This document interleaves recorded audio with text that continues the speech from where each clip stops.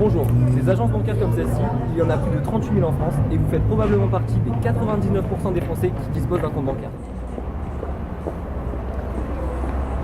Savez-vous vraiment comment fonctionnent ces banques auxquelles vous confiez votre argent?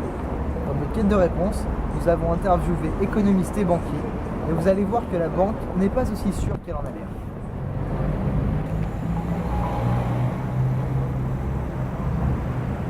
Quels sont les risques de ce système bancaire? Pouvons-nous les solutionner dans nos économies occidentales? Premièrement, nous verrons la nécessité pour la société d'avoir des banques. Puis nous nous pencherons sur les risques liés au système bancaire et nous verrons comment nous pouvons solutionner ces risques. Pour vous exposer notre raisonnement le plus largement possible, nous nous sommes appuyés sur de multiples œuvres littéraires d'auteurs classiques. En effet, les auteurs des siècles précédents ont très largement exposé le système bancaire et leurs analyses et critiques vous éclaireront. Au cours de son roman, Zola évoque l'évolution des échanges au cours du temps. Il évoque à plusieurs reprises le troc. Il met en œuvre des échanges de services entre les personnages, et puis par la suite, il montre que la création de la monnaie banalise les échanges et permet d'acheter des biens à valeur beaucoup plus importante. Premièrement, qu'est-ce qu'une banque? Et comment fonctionne-t-elle? Avant le Xe siècle, le troc était le moyen naturel d'échange. On échangeait ce que l'on avait contre ce que l'on voulait. Orange à vendre, bien juteuse, qui veut une orange? Bonjour, je suis à la recherche d'une orange et si vous voulez, je peux vous les changer contre ma tomate. Eh bien, en fait, je cherche des poires, je suis allergique aux tomates. Ah mince, c'est dommage, je cherchais vraiment une orange. Bon. Tant pis. Comme vous venez de le voir, le troc est très loin d'être infaillible. Et nous allons vous expliquer pourquoi maintenant. Pour qu'il y ait troc, il faut que deux biens de même valeur soient désirés par deux personnes. Et qu'il soit disponible, on appelle cela la double coïncidence. Les biens A et B sont disponibles au même moment. Mais si leur valeur n'est pas considérée comme identique, alors l'échange est impossible, puisque la première condition ne sera pas remplie entièrement. Ceci est un exemple qui illustre la seconde condition. Je voudrais acquérir le bien A, cependant, je ne possède que le bien B. Quant à moi, je ne veux pas du bien B.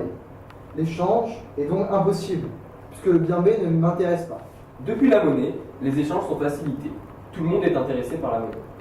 En effet, si Titouan veut A et qu'il n'a que de la monnaie à m'offrir, j'accepterai, puisque tout le monde pense que la monnaie a de la valeur.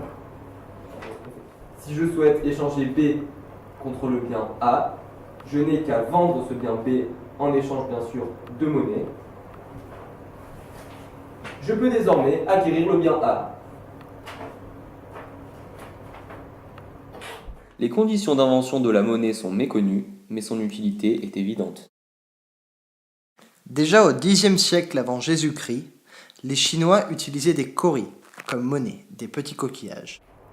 Au cours du XXe siècle, la mondialisation a provoqué l'intensification des échanges commerciaux. La monnaie est donc devenue indispensable pour réaliser les échanges. Il a donc fallu créer de nouvelles institutions capables de gérer, stocker et produire tout cet argent, les banques centrales et commerciales. Nous allons vous présenter le fonctionnement du système bancaire sous forme d'un schéma. Premièrement, nous avons les agents à capacité de financement, qui sont les ménages et les entreprises. Ensuite, nous avons la banque. Donc, nous avons les agents à capacité de financement qui vont placer leur argent à la banque. C'est un flux monétaire. Ensuite, nous avons les agents à besoin de financement. Donc la banque va prêter l'argent que les agents à capacité de financement ont déposé chez elle aux agents à besoin de financement. C'est un second flux monétaire.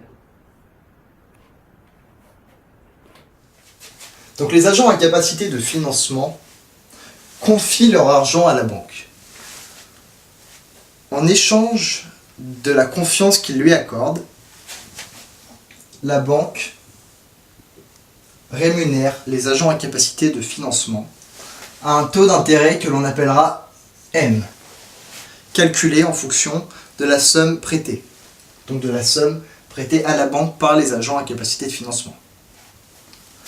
Ensuite, la banque va prêter cet argent aux agents à besoin de financement. Elle prend un risque en leur prêtant cet argent. Elle n'est pas sûre à 100% d'être remboursée. Donc, en échange, les agents à besoin de financement vont rembourser la banque. Donc, rembourser la banque, si la banque leur prête 10 000 euros, ils vont lui rembourser 10 000 euros. Et en plus de cette somme, en échange de la confiance, ils vont lui payer un taux dit d'intérêt que l'on appellera D. Or, il s'avère que D est supérieur à M.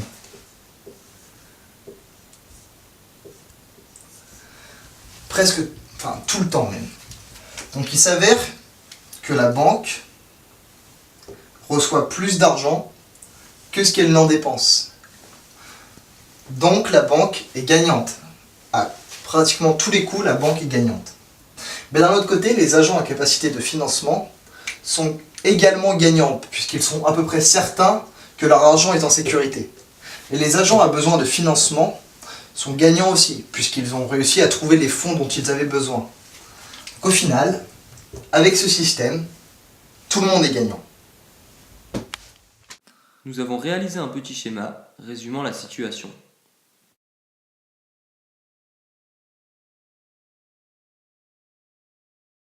L'objectif, c'est de financer les entreprises par tous les moyens, donc soit sur leur cycle des marchandises, par exemple, ou comment ils font pour acheter les produits pour transformer et après vendre leurs produits finis. La banque a beaucoup de fonctions essentielles à l'économie.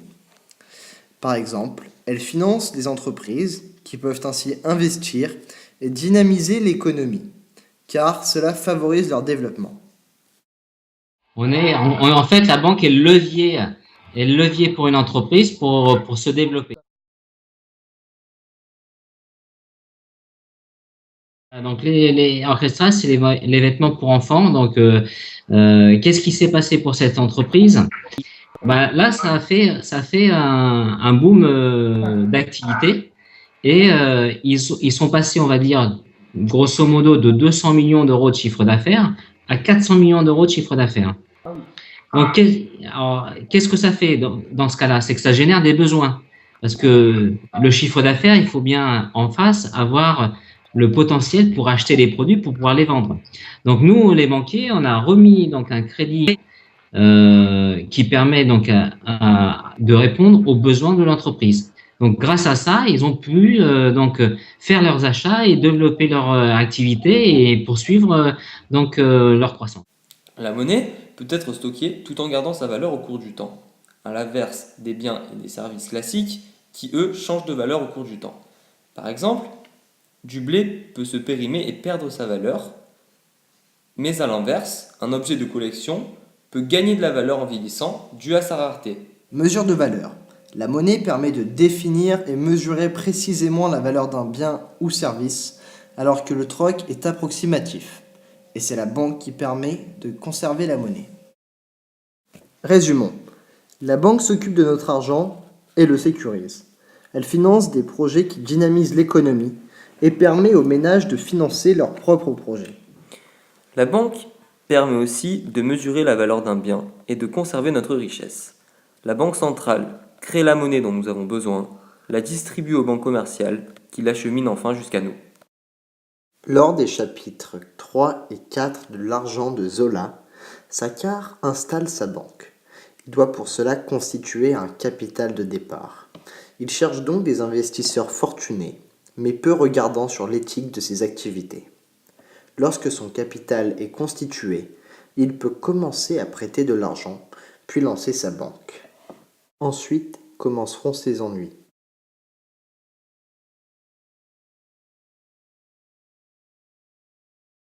Dans Voyage au bout de la nuit, le personnage principal, Barmadu, est d'abord choqué par la pauvreté de New York.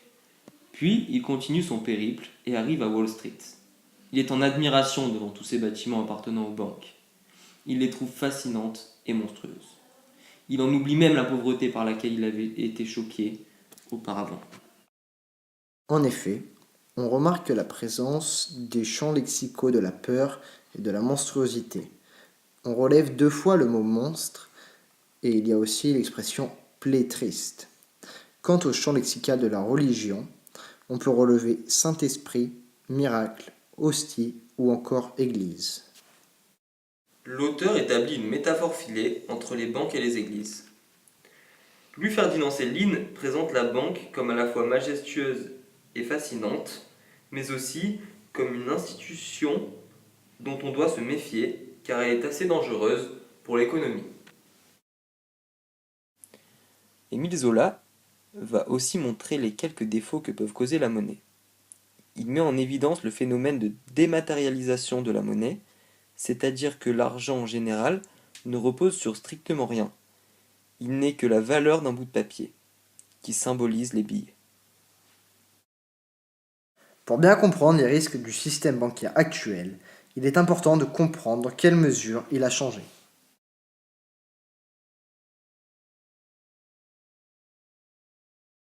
Le métier de la banque, il n'a jamais changé, hein. Prêter de l'argent, ça a toujours été son métier. Après, les gros changements, c'est tout ce qui est périphérie, entre autres le développement à l'international, donc le développement dans l'épargne salariale. Donc aujourd'hui, c'est un truc plutôt infernal. Aujourd'hui, on va super vite parce que tout est informatisé. Toutes ces modifications ont provoqué une accentuation des risques liés au système bancaire. Selon nos recherches, ces risques pourraient aboutir à une crise générale, économique, politique et sociale, comme lors de la crise de 1929 par exemple. Lorsque les investisseurs ignorent les résultats réels des entreprises qu'ils financent, ils essaient de prédire les fluctuations du marché. Le cours boursier monte déraisonnablement, bien plus haut que la valeur réelle des actions. C'est ce qu'on appelle la spéculation. Mais la spéculation nécessite une explication plus approfondie que nous verrons lors de notre oral.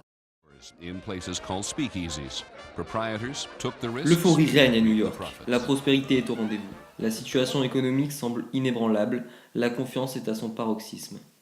Le cours des bourses monte et semble ne jamais pouvoir chuter. C'est The US Roaring Twenties. Le PIB américain croît, la croissance du marché immobilier américain est exceptionnelle, du fait de la spéculation dans ce domaine.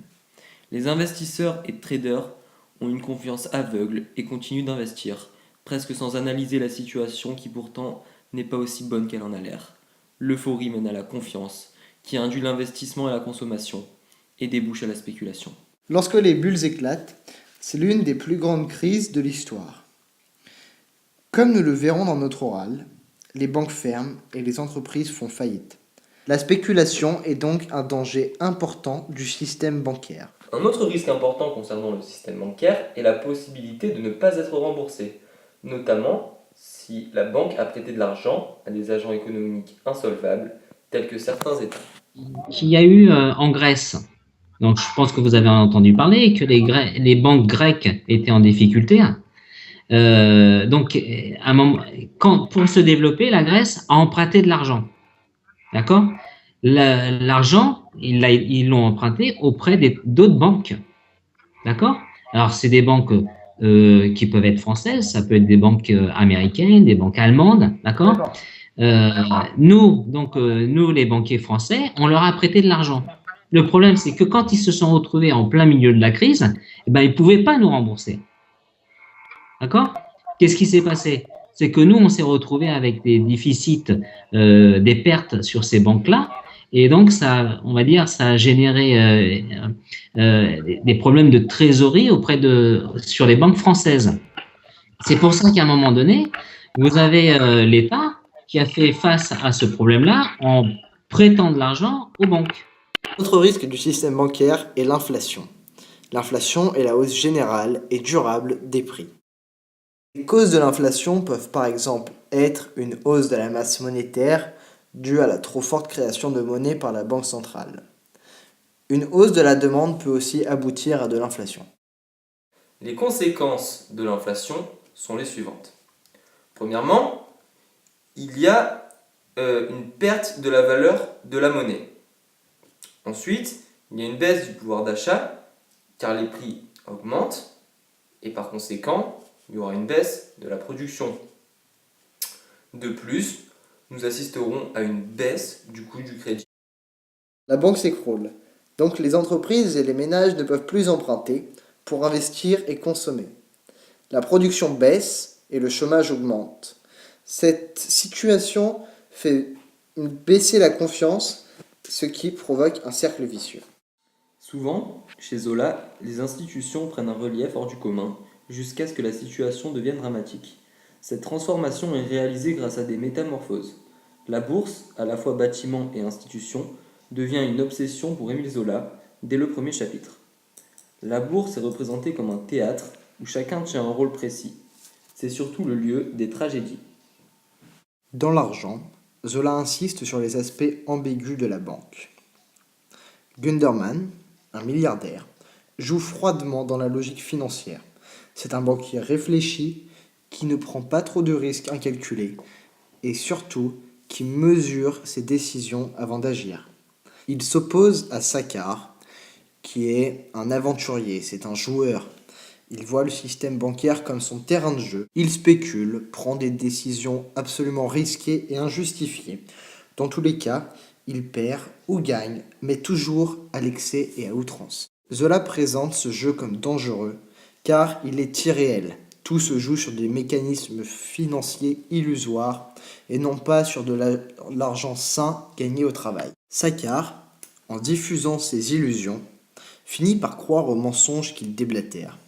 Il s'intoxique de ses idées fausses et finit par y croire. Une fois qu'il est envahi par ses propres idées, il calcule très mal ses décisions et se met à, par exemple, spéculer énormément. Une des répliques de Saccard est très représentative de l'état d'esprit dans lequel il se trouve lorsqu'il s'occupe de sa banque. Saccard donne l'impression de jouer au dé, sans réellement savoir ce qu'il fait. Il n'y avait que le jeu qui, du soir au lendemain, donne d'un coup le bien-être, le luxe, la vie large, la vie tout entière, dit-il. La banque et la bourse sont décrits comme des lieux de tromperie. Gunderman et Saccard s'opposent dans deux conceptions incompatibles de la banque. Alors que Gunderman est froid et réfléchi, Saccard joue à l'émotion et au ressenti. Zola donnera raison à Gunderman en envoyant Saccard en prison. Pour conclure, Zola n'étudie pas l'argent comme un simple métal monétaire que l'on contemple et que l'on adore. Il se livre à l'étude des mécanismes spéculatifs.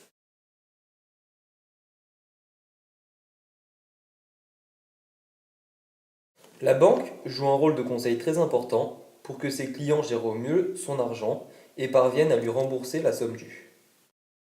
C'est apporter du conseil. Aujourd'hui, la banque a un rôle de conseil par rapport à ses clients. De plus, la banque doit bien réfléchir avant d'accorder un crédit. Elle a des règles à respecter. Alors, toujours dans le même, on va dire dans le même domaine, c'est le crédit, parce que on fait pas du crédit n'importe comment. D'accord? Donc il y a quand même des règles à respecter. De plus, la banque ne prête que si elle est pratiquement sûre d'être remboursée. Ainsi, elle minimise ses chances de perdre son argent. Elle prend sa décision sur des critères très sélectifs, tels que l'état des comptes de l'entreprise. Et le banquier, il prête en fonction des ratios de la société. S'ils sont bons, ça pose aucun problème. S'ils sont moyens, on va être peut-être moins large pour accorder du crédit. On va peut-être en accorder, mais peut-être pas autant que ce qu'ils espéraient. Et s'ils sont pas bons, on n'ira pas du tout. La banque prête uniquement aux agents économiques en lesquels elle a confiance. Décision de prêter. Donc on prête parce qu'on connaît bien notre client, parce que on l'a régulièrement, on sait comment va l'activité et on a des éléments financiers qui permettent de prêter, entre autres le bilan et puis l'activité au quotidien du compte. Un compte qui est débiteur régulièrement, on va se poser des questions et puis on va certainement pas lui accorder un crédit facilement si on voit qu'il y a une dégradation de la trésorerie. La banque a mis en place des sûretés afin de ne pas perdre tout son argent en cas de défaillance du système. Est-ce qu'on a mis en place des sûretés, hein, des garanties? D'accord? Lorsqu'on met en place un crédit, il y a différentes garanties qui peuvent être demandées. Par exemple, soit une caution personnelle. D'accord? Donc ça, c'est un engagement que l'emprunteur, donc le dirigeant de l'entreprise va nous signer. Donc on va un acte sous forme d'acte. D'accord? La banque, plutôt que de faire faillite, peut aussi avoir recours à des prêteurs de dernier ressort, comme par exemple la Banque centrale ou l'État. C'est pour ça qu'à un moment donné, vous avez l'État qui a fait face à ce problème-là en prêtant de l'argent aux banques. La Banque centrale peut augmenter ses taux directeurs pour que le coût de l'emprunt augmente et que la masse monétaire baisse. Elle peut aussi décider de ralentir la création monétaire. La BCE s'est fixé un objectif de 2% maximum d'inflation par an. La banque est essentielle à la société de par ses nombreuses fonctions. Elle permet par exemple une gestion de l'argent et met à notre disposition des moyens de paiement pratiques, tels que les chèques. Cependant, le système bancaire n'est pas exempt de risques. Ces risques peuvent avoir des conséquences dramatiques pour l'économie à l'échelle mondiale, comme les crises que nous vous avons citées et dont il est extrêmement dur de sortir. Cependant, il existe des mesures qui permettent de limiter ces risques. Certains auteurs tels que Zola ou Louis-Ferdinand Céline ont présenté ces risques au cours de leurs œuvres et ont permis à la société d'en prendre conscience.